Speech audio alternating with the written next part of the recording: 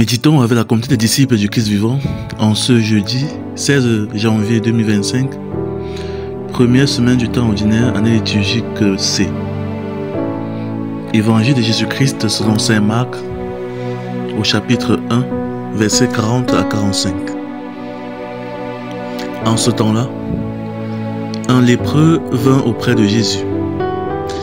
Il le suppliait et tombant à ses genoux, lui dit: « Si tu le veux, tu peux me purifier. » Saisi de compassion, Jésus étendit la main, le toucha et lui dit: « Je le veux, sois purifié. » À l'instant même, la lèpre le quitta et il fut purifié. Avec fermeté, Jésus le renvoya aussitôt en lui disant: « Attention, ne dis rien à personne, mais va te montrer au prêtre et donne pour ta purification ce que Moïse a prescrit dans la loi. Cela sera pour les gens un témoignage. » Une fois parti, cet homme se mit à proclamer et à répandre la nouvelle, de sorte que Jésus ne pouvait plus entrer ouvertement dans une ville, mais restait à l'écart dans des endroits déserts. De partout, cependant, on venait à lui. Acclamons la parole de Dieu. Méditation. Le Christ est venu nous guérir de toute maladie et de toute infirmité. Il nous délivre de notre misère et nous rend la dignité de fils de Dieu. Dans une ferme espérance, nous devons crier vers lui notre peine, car il est tendre et compatissant. Seigneur, si tu le veux, tu peux me purifier. Son amour pour nous est incommensurable et sa miséricorde infinie. C'est là qu'il nous pardonne et nous purifie. Laissons la parole de Dieu éclairer notre conscience pour nous faire voir notre misère, du péché et du mal, afin d'implorer la guérison du Seigneur. Frères et sœurs bien-aimés, la misère dégrade notre dignité et nous rend impurs et indésirables comme le lépreux. Nous souffrons souvent de la lèpre du péché, de la maladie, de la souffrance et des maux de toutes sortes. Nous devons les confier au Seigneur tout en travaillant ardemment pour notre conversion, pour l'amélioration de notre condition, pour l'éradication du mal de notre vie et de celle de nos frères. Dieu bénit la main qui cherche. Toutefois, il nous faut éviter l'attitude morbide de ceux qui attendent passivement le miracle de Dieu. Dieu ne peut pas nous sauver sans nous. N'attendons pas à guérir sans nous soigner, à manger sans travailler, à être bien et bon sans aucun effort de notre part.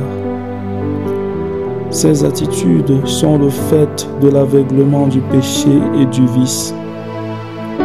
Au contraire, nous devons travailler activement. Nous nous soignons, Dieu nous guérit. Nous travaillons, Dieu fructifie nos efforts. Nous nous convertissons, Dieu change notre cœur. Nous travaillons pour la vérité, l'amour, la justice et la paix. Dieu transforme le monde. De tout cœur, tournons-nous vers le Seigneur dans la vérité et dans l'amour. Prions. Dieu notre Père, tu es toujours attentif à nos appels et tu nous accordes ta grâce. Nous te supplions de fortifier notre foi afin que nous puissions travailler à améliorer notre condition de vie en comptant sur ta grâce. Par Jésus, le Christ notre Seigneur. Amen. Intercession. Seigneur, nous te prions pour les hommes qui ploient sous diverses formes de misère et qui recherchent désespérément la solution dans les vanités et les fausses sécurités du monde. Donne-leur de comprendre que toi seul peux leur offrir sans condition ce dont ils ont besoin. À ceux qui se déclarent chrétiens et qui en toi se confient, accorde largement ta grâce, qu'ils n'attendent pas passivement le miracle, mais qu'ils travaillent en comptant sur ta grâce pour améliorer leurs conditions de vie et celles des hommes d'aujourd'hui. Exercice spirituel. Arrêtons-nous un instant pour méditer sur notre attitude au quotidien. Quelle appréciation faisons-nous de nos défauts? Avons-nous l'humilité de reconnaître nos torts et nos péchés? Que faisons-nous de la parole de Dieu, surtout lorsqu'elle nous invite à abandonner nos attitudes mauvaises? Quand nous avons des difficultés, quel recours, quelle solution cherchons-nous? Quelle est notre attitude face à la souffrance de notre prochain? Avons-nous le réflexe de nous tourner vers le Seigneur pour crier notre misère et conduire à lui nos frères et sœurs qui souffrent eux aussi? Engageons-nous à travailler pour améliorer notre existence ainsi que celle de nos frères en comptant sur la grâce de Dieu.